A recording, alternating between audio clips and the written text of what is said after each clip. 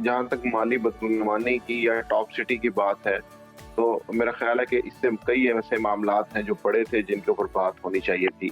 Post retirement के साथ-साथ during service जो उनके ऊपर इल्ज़ामात लगते रहे अपोज़िशन की जानिब से, इलेक्शन मैनेजमेंट के, पॉलिटिकल इंजीनियरिंग के, उनके ऊपर कोई बात नहीं की गई। चूँकि सियासतदानों की स्पेस कम हो चुकी है और दूसरे इदारे उसमें मुदाखलत करते हैं और उसके बाद फिर जब सिचुएशन ख़राब होती है तो उसका मलबा सियासतदानों पर ही आता है। सियासतदानों को भी ये सोचना चाहिए कि वो इन मामलात के अंदर निहायत समझदारी और दानिशमंदी का सबूत देते हुए अपने मामलात को खुद हल करें। माजिद साहब, एक तो आपके इसे तासुरात इस खबर के हवाले से लेफ्टिनेंट जनरल रिटायर्ड फैज़ हमीद के खिलाफ जो कोर्ट मार्शल की कार्रवाई का ऐलान किया गया, और दूसरा ये भी कि आर्मी एक्ट की खिलाफ वर्जियां भी उनकी जानिब से की गई आफ्टर रिटायरमेंट। इस हवाले से क्या कहेंगे आप?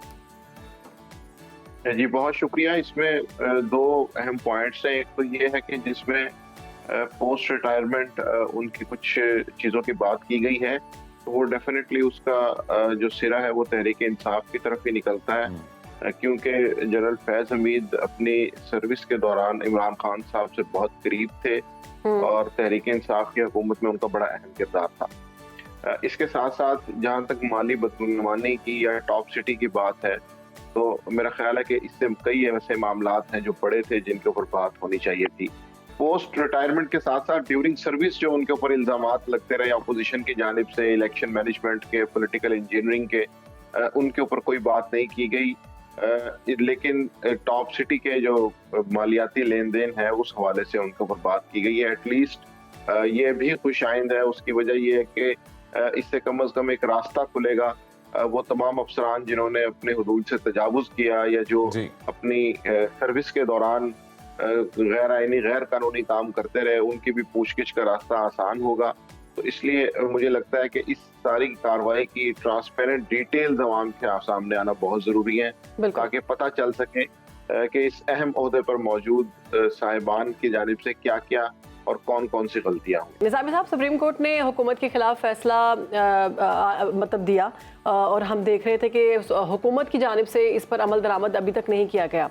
लेकिन अभी पाक फौज ने सुप्रीम कोर्ट के हुक्म पर अमल करके ये वाजे कर दिया है कि हर सूरत कानून की बालादस्ती होनी चाहिए। तो सियासतदान जो हैं वो क्यों सीरियस नहीं लेते इस तरह के अहकामात को?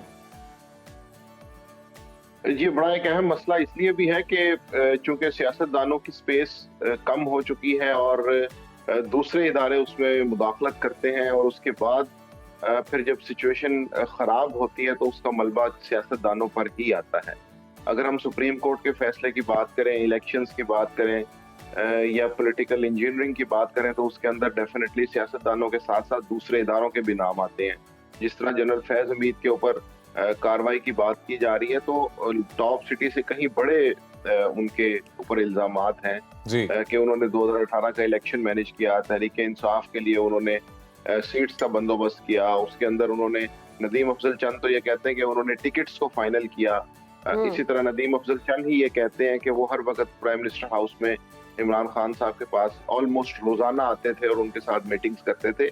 तो जब हम इन सारी चीजों को देखते हैं तो पता ये चलता है कि मलबा उठाने के लिए सिर्फ सियासतदान ही बचते हैं और बाकी तमाम लोग इधर उधर हो जाते हैं। तो इस हवाले से सियासतदानों को भी ये सोचना चाहिए कि वो इन मामलात के अंदर निहायत समझदारी और दानिशमंदी का सबूत देते हुए अपने मामलात को खुद हल करें, ना उनको अदलिया की तरफ लेके जाएं। माजिद साहब, अभी आपने बात की कि सियासतदानों के पास उस तरह से स्पेस नहीं बचती है, वो भी स्पेस इदारों के पास चले जाती है, तो क्या ये अदर वे राउंड नहीं लगता? आपको ऐसा नहीं लगता कि सियासतदान खुद जो है वो इदारों की सपोर्ट हासिल करना चाहते हैं, हर कोई किसी ना किसी का फेवरेट होना चाहता है और उस पर एक एजाज भी महसूस किया जाता है, और बरमला ये तो ऐलानात भी किए जाते हैं टीवी स्क्रीन पर ही कि हमारी उनके साथ मुलाकात हुई, हमारी उनसे मुलाकात हुई, उन्होंने हमें कहा आप ये करें? जी बिल्कुल, ये एक निहायत अफसोसनाक अमल है और इसको नहीं होना चाहिए। इसके साथ साथ जब हम इन सारी चीज़ों को सामने रखते हैं तो हम इस एक टॉपिक को आइसोलेशन में इसलिए नहीं देख सकते कि ये एक कंटिन्यूएशन है।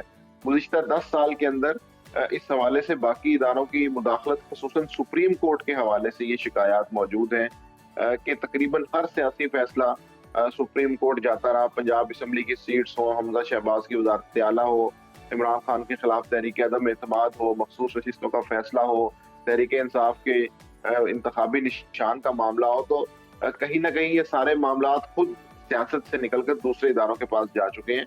तो अगर सियासतदान ये चाहते हैं कि उनकी इज्जत हो, वो अपने मामला को खुद हल करें, तो पार्लियामान का इदारा मजबूत करना चाहिए। वगरना फिर ऐसे ही होगा कि एक जो जनरल है वो किसी एक जमाने के ठीक है। अंदर सियासतदानों को इस्तेमाल ठीक है करेंगे। निजामी तो साहब, आपका दूसरे पॉइंट आ गया है।